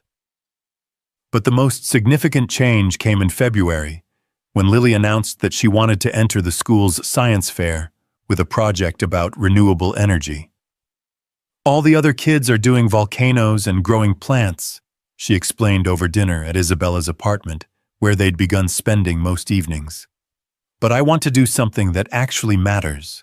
Isabella's eyes lit up with the kind of excitement Ethan had learned to recognize as the prelude to elaborate plans. "What kind of renewable energy?" "I don't know yet. Something that could help people like us, people who have to worry about electricity bills." The simple statement carried weight that resonated with all three of them.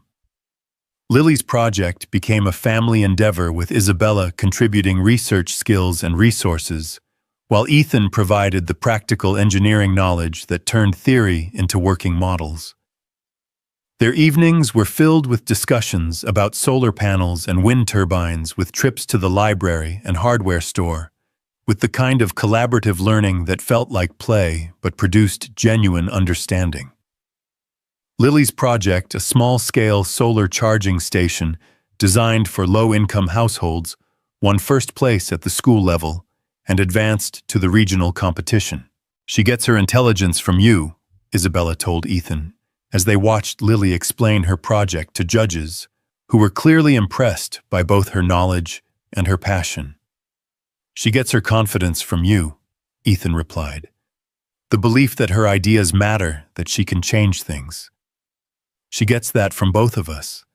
From seeing adults who believe in solving problems instead of just complaining about them. Lily's regional victory came with a scholarship opportunity that would cover her education through high school at one of the state's premier institutions. But when they told her about the scholarship, her reaction surprised them. "Will I still live with you and Daddy?" she asked Isabella, her expression serious. "Of course. The school has a bus route that includes Cedar Falls. And will I still see my friends from my regular school? We'll make sure of it," Ethan promised. Lily considered this for a moment, then nodded with satisfaction. "Okay, but I want to keep doing projects that help regular people, not just rich people." "We'll make sure of that too," Isabella said solemnly. The scholarship celebration became an engagement announcement when Ethan surprised Isabella and himself by proposing during Lily's acceptance speech. He'd been carrying his grandmother's ring for weeks, waiting for the perfect moment that never seemed to arrive until Lily was talking about families that choose each other and love that builds bridges between different worlds. "Isabella Grant," he said quietly, dropping to one knee beside her chair in the school auditorium while their daughter beamed from the stage. "Will you marry us?" The inclusion of Lily in the proposal was deliberate, acknowledging that their love story had always been about more than just two people finding each other. Isabella's answer was everything Ethan had hoped for and nothing he'd expected. "Yes," she said through tears that caught the auditorium lights like diamonds. "Yes to both of you. Yes to building something beautiful together. Yes to choosing love over logic every single day." The wedding planning that followed reflected their merged sensibilities, Isabella's resources and connections, combined with Ethan's preference for meaningful over elaborate. They chose the garden behind Margaret Grant's house for the ceremony, the same space where Lily had first met the horses and learned that sunflowers always turn toward the light. "I want Mrs. Rodriguez to be my grandmother too," Lily announced during one of their planning sessions. "And I want Grandmother Margaret to teach her how to make those cookies that taste like heaven." The guest list became an exercise in bridging worlds, Isabella's family and social connections mixing with Ethan's co-workers and neighbors, people who'd never imagined they'd attend the same events, but who shared genuine affection for the couple at the center of the celebration. Harrison Whitmore sent his regrets along with an expensive gift that Isabella quietly donated to the local food bank. "Some people," she told Ethan, "need to learn that kindness isn't a weakness before they can appreciate love that doesn't come with conditions." The night before the wedding, Ethan found himself standing in the garden where the ceremony would take place, trying to process the magnitude of change that had swept through his life in less than a year. The man who'd pulled a stranger from a car wreck had somehow become someone preparing to marry into a world he'd never imagined entering. Having second thoughts, Isabella's voice came from behind him, soft in the spring darkness.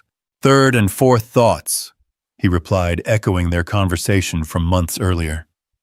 "But not about marrying you, about deserving this."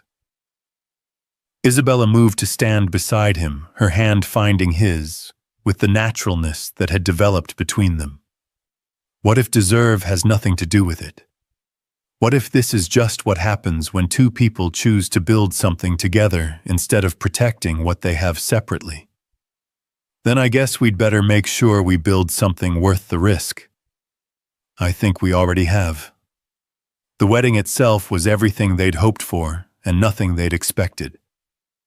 Lily walked down the aisle as their flower girl, wearing a yellow dress that made her look like the sunflower she'd played in her school production, carrying a basket of petals that she scattered with the kind of serious concentration she brought to all important tasks. Isabella's dress was simple but elegant, the kind of timeless beauty that came from perfect fit rather than elaborate design. But what took Ethan's breath away wasn't the dress or the setting, or the flowers that Margaret had spent weeks perfecting. It was the expression on Isabella's face as she walked toward him, the absolute certainty that said she was exactly where she belonged. The vows they'd written together reflected their journey from strangers to lovers to family, acknowledging the storms they'd weathered and the ones they'd faced together. "I promise," Ethan said, his voice carrying clearly through the garden, filled with people who'd become their chosen family, "to see you as Isabella first, and everything else second. To build our life on love rather than logic, hope rather than fear." "I promise," Isabella replied, her voice steady despite the tears that caught the afternoon sunlight. "To choose our world over any world I was born into. To believe in possibility over probability, in building something beautiful rather than protecting something safe." When the minister pronounced them husband and wife, the garden erupted in celebration that felt both elegant and joyful, sophisticated and heartfelt. Margaret Grant and Mrs. Rodriguez sat together at the family table, comparing stories about their respective children and planning collaborative cookie projects. Ethan's co-workers mingled with Isabella's business associates, discovering common ground in their shared affection for a couple who'd proven that love could indeed bridge any divide. But the moment that captured the essence of their new life came during the father-daughter dance when Lily insisted that Isabella join them. "We're a family now," she announced to the assembled guests with 8-year-old authority. "And families dance together." As they swayed to music that spoke of love and hope and new beginnings, Ethan realized that the storm that had brought them together had done more than just change the weather. It had transformed the very landscape of what was possible. The reception lasted until the stars came out, filled with toasts that spoke of unlikely love stories and second chances of courage that came from choosing hope over fear, of families built on choice rather than obligation. As the evening wound down and guests began to drift away, Ethan and Isabella found themselves alone in the garden, where they'd first begun to imagine a life together. "No regrets?" he asked, his arms around his wife as they danced to music that existed only in their hearts. "Only one," Isabella replied, her smile mysterious in the starlight. "What's that?" "I regret that it took a car accident to bring us together. I wish I'd found you sooner." Ethan's laughter was warm against her hair. "If you'd found me sooner, I wouldn't have been ready for you. I needed to learn how to be a father first, how to choose love over fear. And I needed to learn that wealth without purpose is just expensive emptiness." They danced in comfortable silence for a moment, surrounded by the garden that had become symbolic of their ability to cultivate beauty together. "What happens now?" Isabella asked. "Now we go home. We tuck Lily into bed in her new room in our new house, and we start the complicated, wonderful work of building a life together. And tomorrow we keep choosing each other, every day in every way that matters." The house they'd bought together sat half-in between Cedar Falls and the Grant family estate, close enough to Margaret for regular visits, but far enough to maintain their independence. It was larger than Ethan's apartment, but smaller than Isabella's previous standards, with enough rooms for Lily to have her own space and for Isabella to maintain a home office for her scaled-back business interests. But the real measure of their success wasn't in square footage or property values. It was in the small moments that made up their daily life. Isabella learning to braid Lily's hair for school. Ethan teaching Isabella how to change the oil in her car. Family dinners where they planned weekend adventures and discussed Lily's latest school projects. 6 months after the wedding, Isabella started a nonprofit foundation focused on educational opportunities for children from low-income families, using her business skills and family connections to create programs that addressed practical barriers to academic success. Ethan left the auto plant to become the foundation's operations director, bringing his understanding of working-class challenges to bear on solutions that actually worked for the families they served. "We're not saving the world," Isabella told a reporter who interviewed them about the foundation's success. "We're just proving that when people with resources partner with people who understand problems, you can create opportunities that change individual lives. And when you change enough individual lives," Ethan added, "you do start to change the world." Their first Christmas as a married family brought snow that transformed their neighborhood into something magical, with Lily building snowmen while Ethan and Isabella watched from their kitchen window, coffee cups warm in their hands and contentment warm in their hearts. "Do you miss it?" Ethan asked, as they watched their daughter create snow angels with the kind of wholehearted joy that seemed to be her specialty. The excitement of high-stakes business, the adrenaline of making decisions that affect thousands of people. Isabella considered the question seriously, watching Lily's mittened hands shape snow into art. "I used to think that excitement was the same thing as purpose," she said finally. "I thought that big decisions automatically meant important decisions. But watching Lily discover her own capabilities, seeing families in our programs achieve goals they never thought possible, knowing that our choices create space for other people's dreams. This feels like the most important work I've ever done. Even though it's smaller scale. Especially because it's smaller scale. Anyone can write a check, Ethan. Not everyone can show up for the daily work of helping people believe in their own possibilities." That evening, as they tucked Lily into bed and listened to her prayers, that included specific gratitude for Daddy finding Isabella in the storm and Isabella choosing to love us back, Ethan realized that their love story had become something larger than romance.